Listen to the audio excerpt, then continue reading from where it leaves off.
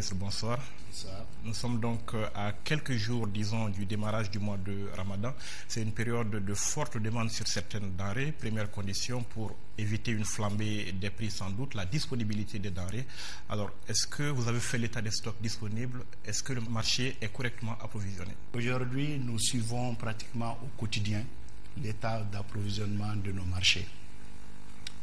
À la date d'aujourd'hui, quand nous faisons le point cumulé des denrées de première nécessité disponibles sur le territoire national et sur les ports de débarquement au titre du transit en direction sur le Mali, nous pouvons dire qu'il n'y a pas de difficulté et que s'il plaît à Dieu, nous traverserons cette période de Ramadan sans encombre. Et avec en ligne de mire une maîtrise des prix. Cette maîtrise des prix a été déclinée essentiellement par le souci d'approvisionnement régulier des marchés. Lorsque nous sommes arrivés au gouvernement, l'approvisionnement était pratiquement asséché, vous le savez, et cela avait entraîné quelque peu une flambée des prix sur les denrées de première nécessité, notamment le riz et le sucre. Est-ce que vous pouvez nous confirmer aujourd'hui que les stocks disponibles couvrent les besoins du pays? Pourquoi je dis que je suis rassuré? Parce que depuis que nous sommes aux affaires et avec la négociation entreprise auprès du milieu économique, des opérateurs économiques, nous n'avons pas enregistré de baisse sensible dans la technique d'approvisionnement du marché. Je veux dire que les statistiques sur la durée d'approvisionnement du pays tournent autour de 10 à 15 jours. C'est-à-dire que les commerçants font en sorte, depuis plus d'une année, observer, à ce que les produits de première nécessité consommés en ce qui concerne le riz soient autour de 10 à 15 jours. Et nous sommes dans cette moyenne. Et au regard, encore une fois, des stocks que nous voyons à la frontière, dans les ports, notamment les deux ports Dakar et Abidjan, ces quantités-là sont des quantités qui dépassent largement la consommation mensuelle. Et comme nous sommes à une vingtaine de jours à peu près du mois de Carême, ces stocks-là sont pratiquement inchangés, autour de 66 000 à 70 000 tonnes. On a eu des pointes de 75 000 tonnes sur les deux ports, mais à tout temps, en tout moment, nous avons eu en moyenne 10 à 15 jours de stock de sécurité marchand sur le territoire de la République du Mali. Pour l'une des premières fois, nous avons remarqué au cours de la semaine écoulée une baisse même du prix du riz, sachant que depuis quelques semaines, nous avons constaté une baisse du prix du sucre. Donc, les prix qui ont été négociés, sur lesquels nous allons revenir, c'est vrai, mais ces prix-là, nous constatons que généralement, ils sont même inférieurs en pratique sur les marchés. Et qu'est-ce que vous avez fait pour que le marché soit correctement approvisionné jusque-là? Mais comme je vous l'ai dit, maintenant nous déclinons l'activité en une série de rencontres préparatoires que nous avions eues suite à la déclaration de M. le Premier ministre d'accorder, sur notre demande d'ailleurs, l'exonération, les droits de douane et de la TVA pour ce qui concerne le riz, et la continuation de la suspension de la taxe conjoncturelle sur l'importation en ce qui concerne le sucre, pour que nous puissions traverser ensemble et sans encombre cette période. On cible le Ramadan, mais il ne faudrait pas que le public, que les Maliens oublient que nous sommes déjà dans la soudure. Cette période de soudure est pire que le mois de Ramadan, parce que le mois de Ramadan, c'est un mois cyclique qui avance de 10 jours chaque année. Dans une dizaine d'années, le mois de Ramadan sera en pleine saison sèche, et ainsi de suite. Il va arriver un moment où le mois de Ramadan sera dans la période de récolte. Le mois de Ramadan influe, c'est vrai, sur les habitudes de consommation, mais c'est tout à fait conjoncturel. Tandis que, étant donné que nous sommes dans un pays sahélien, la période de soudure, elle est invariable. Elle va globalement du mois de mai, pratiquement au mois de septembre. Et c'est chaque année. C'est chaque année que le gouvernement a la responsabilité de s'assurer que les produits de première nécessité sont disponibles pendant cette période-là. Dites-nous concrètement, qu'est-ce qui découle de vos accords avec les opérateurs économiques là-dessus? D'abord, l'exercice consiste à dire quelles sont les produits sur lesquels il y a une pression en termes d'habitude de consommation du Malien. C'est-à-dire, sur les 16 millions de Maliens, si on arrive à cibler entre 15 et 16, on a eu la totalité des Maliens. Sur les 16 millions de Maliens, qu'est-ce que les Maliens mangent le plus? C'est le riz. Nous avons essayé d'identifier les qualités de riz qui sont accessibles au plus grand nombre. C'est-à-dire que le plus grand nombre de Maliens consomment. Il y a 10-15 sortes de variétés de riz. Il y a des riz parfumés, des riz thaïlandais, des riz brisés à 50%, 30%, 60%, 100%, du riz non parfumé, Gambiaka, RM, tout ce que vous voulez, du bébé. Mais le riz que le commun des Maliens consomme, c'est le riz 25% de brisure non parfumé. Également, le riz de 100% non parfumé. Sur ces deux qualités de riz, nous avons demandé à nos opérateurs économiques, à la fois en raison des circonstances particulières que le pays traverse, également en raison de la période, je dirais, climatique que nous traversons, puisque nous sommes en période de soudure, c'est la saison sèche, vraiment extrêmement sèche, où les paysans vont commencer à cultiver, où les premières récoltes ne seront pas attendues avant 3-4 mois. Nous avons dit, asseyons-nous, regardons ce que nous pouvons faire. Nous avons fait nos propositions. Celles du gouvernement sont très simples. C'est de dire, la responsabilité du gouvernement est de faire en sorte que ces produits soient disponibles sur l'ensemble du territoire de la République du Mali, sans distinction de localité, et que, par souci d'équité, que ce prix que nous allons convenir, convenons-en de manière à ce qu'il puisse être pratiqué également sur l'ensemble du territoire de la République. C'est pourquoi, en contrepartie de cette proposition, les commerçants nous ont dit cette année, et plus particulièrement dans cette période-là, le ramadan s'incrustant dans la période de soudure, il serait bon que le gouvernement fasse un effort supplémentaire par rapport aux autres années, qui est d'accorder cette exonération au-delà de la TVA pour l'étendre aux droits de douane. Pour revenir au prix, ça donne quoi? La stratégie que nous avons retenue en accompagnant, en accédant donc à la proposition des opérateurs économiques, c'est que le prix de gros serait de 315, c'est-à-dire rendu sur le magasin de l'opérateur économique importateur, et rendu au niveau du marché, c'est-à-dire là où le consommateur malien va acheter son riz, ce serait de 340.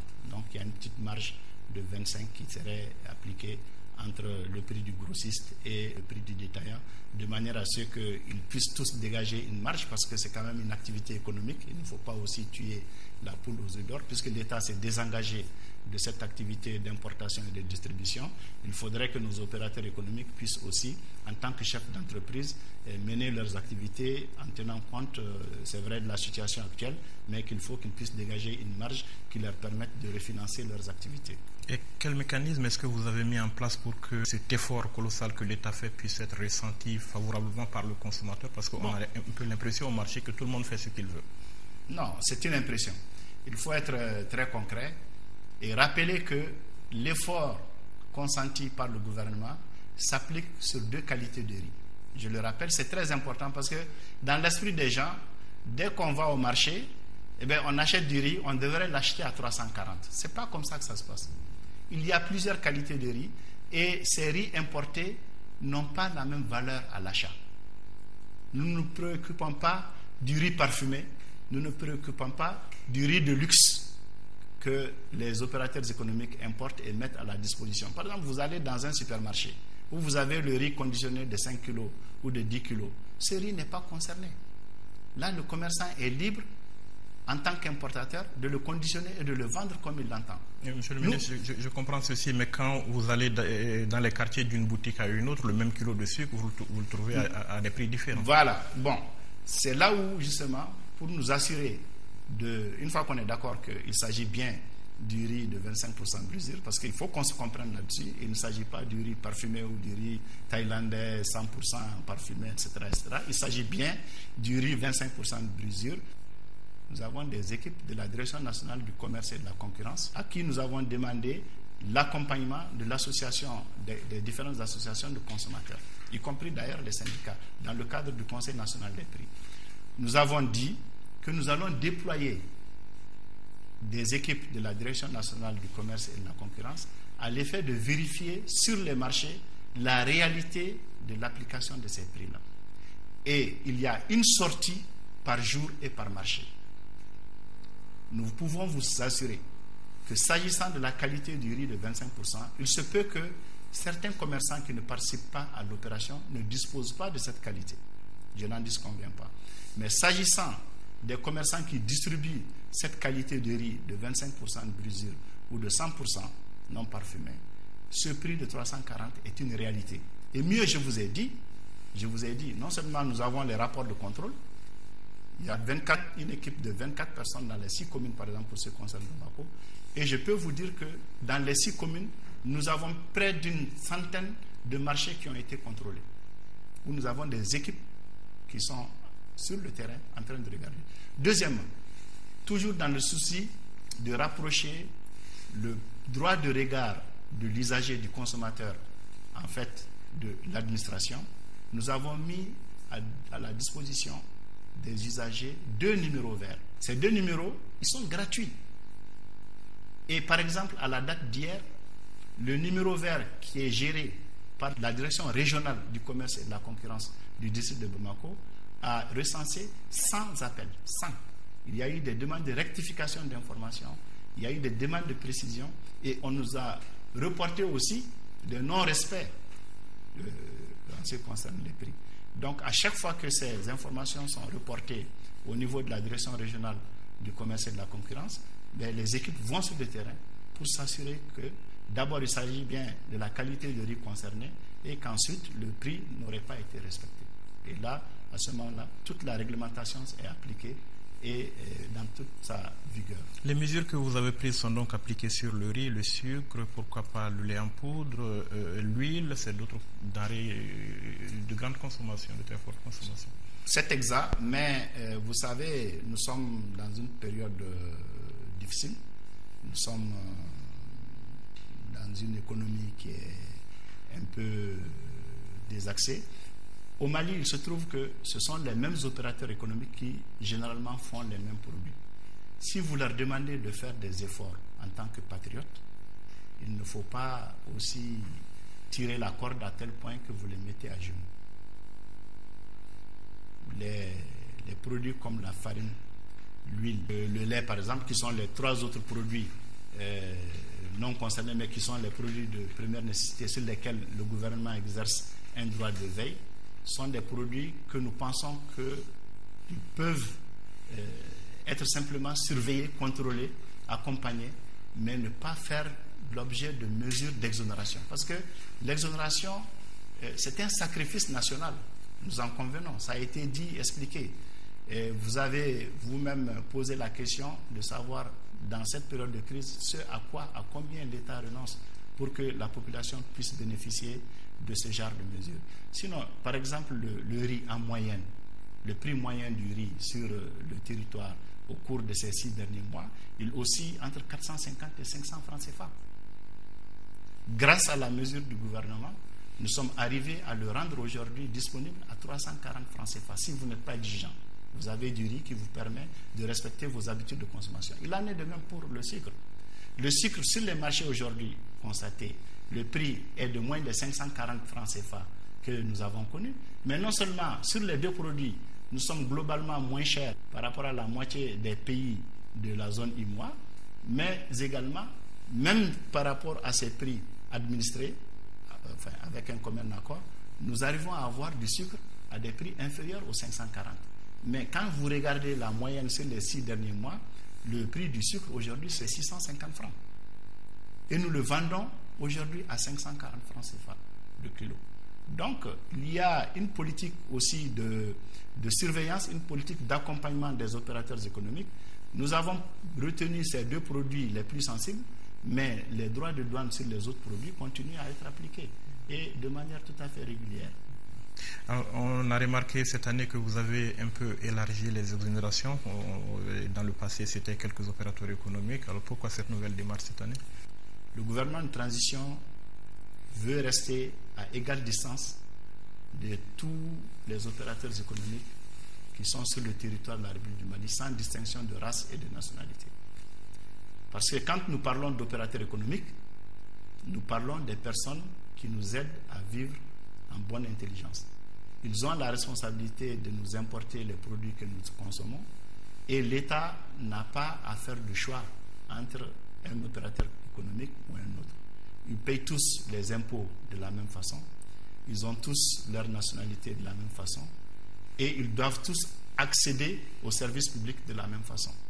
À cet égard, nous avons estimé qu'il n'est pas juste, il n'est pas légitime de penser dans une période comme celle que nous traversons, une période difficile, exceptionnelle, que nous aggravions en fait le sentiment d'injustice ou le sentiment de frustration que les uns et les autres peuvent ressentir. Nous avons dit qu'il n'y aura pas de sélection. On aurait pu penser à des critères de sélection scientifiques. Par exemple, un critère de sélection scientifique, c'est de dire quel est votre chiffre d'affaires annuel. Tous ceux qui ne peuvent pas payer un bateau de riz ne peuvent pas être admis à commander du riz. C'est un critère de sélection. Tous ceux qui n'ont pas atteint 1 milliard de chiffre d'affaires ne peuvent pas commander du sucre. C'est un critère de sélection. Mais nous avons dit, quelle que soit la qualité du critère de sélection, il est mieux de donner à tout le monde la chance. Vous me permettez d'ailleurs maintenant de décliner en termes de résultats sur l'opérationnalisation de l'ouverture, de vous faire noter que pour la première fois, nous avons eu à peu près 61 opérateurs économiques qui ont signé des cahiers des charges pour ce qui concerne le riz. Nous avons eu 45 signataires pour le sucre, totalisant respectivement pour le sucre plus de 600 000 tonnes d'intention de commande pour 120 000 tonnes attendues et plus de 450 000 tonnes de sucre pour 85 000 tonnes attendues. Vous voyez que l'ouverture quand même a eu du bon et nous a permis d'identifier des opérateurs économiques potentiels qui sont capables d'accompagner de manière durable le gouvernement dans sa volonté de faire en sorte que ces produits de première nécessité soient disponibles 12 mois. Ça me donne l'occasion de préciser que nous, notre objectif, ce n'est pas 9 mois ou avoir du sucre à bon prix pendant le mois de carême ou la période de soudure, mais de faire en sorte que nous ayons du sucre, du riz, de la farine pratiquement sur les 12 mois de l'année sans recourir forcément à l'exonération. Et si exonération il devrait avoir, c'est tout à fait possible, les conditions peuvent changer, mais dans ce cas, l'exonération ne sera jamais totale, elle sera que partielle, ce qui permettrait aux opérateurs économiques de vraiment programmer l'exécution de leur programme d'importation et d'avoir de bons arrangements avec leurs financiers. Monsieur le ministre, quittons les prix un peu pour parler commerce plus généralement, pour en savoir un peu sur les nouvelles orientations que vous entendez donner donc au commerce au Mali. J'ai lu quelque part cette petite phrase de vous, le temps du quincailler qui fournit des ordinateurs est révolu. Notre vision, c'est de dire qu'il faut amener les opérateurs économiques maliens à se spécialiser. Vous avez vu, combien de fois vous avez vu ou pu constater que dès qu'on lance un appel d'offres, même le monsieur qui a une boulangerie, il vient soumissionner parce qu'il y a un appel d'offres, je ne sais pas, pour fournir du fer à béton de diamètre 6. Donc, il y a cet amalgame-là qui ne joue pas à la spécialisation, à l'amélioration des circuits commerciaux. C'est dans ce sens que nous pensons aujourd'hui qu'il faut aller vers une meilleure spécialisation pour une plus grande visibilité des opérateurs économiques. Aujourd'hui, les opérateurs économiques qui font le riz font aussi l'huile, ils font le sel, ils font le thé, ils font un peu de tout parce que ce sont des activités à caractère saisonnier pour eux. Alors qu'en réalité, il faut raisonner en termes de filière. Quand vous prenez la filière riz, il faudrait que nous ayons des opérateurs économiques suffisamment aguerris, financièrement solides, pour assurer de manière permanente l'approvisionnement du pays en riz. Et que dès qu'il y a une crise, connaissant bien les filières, connaissant bien les circuits de distribution, les circuits de transport, qu'ils ont maîtrisés parce qu'ils se sont spécialisés dedans, ils sont capables d'apporter une réponse idoine à l'État. Aujourd'hui, nous n'avons pas cela. Et depuis une vingtaine d'années, l'État est obligé à chaque fois d'accorder des exonérations pour que tout le monde ou quelques-uns s'engouffrent là-dedans pour faire ces opérations ponctuelles. Non. Nous sommes dans un pays qui veut s'organiser, qui veut sortir de l'à peu près, il est bon que nous puissions créer le cadre juridique, législatif, réglementaire pour que de nouveaux opérateurs économiques spécialisés selon les filières puissent développer et montrer tout leur talent, toutes leurs compétences. Monsieur le ministre, est-ce que vous avez aujourd'hui en face de vous des interlocuteurs fiables? On sait que la Chambre de commerce vit pratiquement une crise institutionnelle. C'est exact que depuis les dernières élections de 2008 à la Chambre de commerce, ce n'est un secret pour personne, il y a des dissensions terribles à la Chambre de commerce qui déclinent sous forme de difficultés pour le gouvernement. Normalement, l'instrument du gouvernement pour assurer l'importation, la stabilité des prix, la distribution, la sécurité alimentaire en termes de produits marchands, normalement, c'est la responsabilité de la Chambre de commerce. Parce que c'est bien la Chambre de commerce et d'industrie. La même observation est valable pour le secteur industriel. Malheureusement, depuis 2008, ce n'est pas d'aujourd'hui, effectivement, les dissensions au sein de cette chambre consulaire, malheureusement, font que le gouvernement est obligé à chaque fois de trouver des solutions palliatives pour que le pays ne subisse pas de manière trop désagréable les dissensions internes. La Chambre de commerce vit des difficultés. Il y a beaucoup de problèmes de personnes. Il y a des problèmes peut-être institutionnels sur 2 ou 3 points, je peux en convenir, mais je crois qu'on vit les conséquences des dernières élections qui ont été menées en 2008 et qui font aujourd'hui que certains pensent que le mandat du bureau actuel est achevé, d'autres pensent qu'il reste encore quelques jours, peut-être quelques semaines, mais dans tous les cas, c'est un problème de leadership. Malheureusement, le secteur économique malien n'est pas arrivé à faire l'unité, même au regard des difficultés que le pays traverse. Et c'est dommage. Nous sommes dans une logique aujourd'hui de faire en sorte que les uns et les autres se retrouvent pour que le gouvernement puisse être à l'aise dans les décisions qui vont être prises pour les reconstruire. Parce qu'aujourd'hui, il faut les reconstruire. Pour les reconstruire, il faut les souder d'abord. Et c'est la tâche que je me suis assignée en ce qui concerne cette activité-là. Et je suis en contact presque quotidien avec des différentes composantes de cette chambre de commerce pour faire en sorte qu'ils s'assoient. Et je leur lance un appel. Qu'ils soient à Mopti, qu'ils soient à Gao, qu'ils soient à Kidal, qu'ils soient à Kai.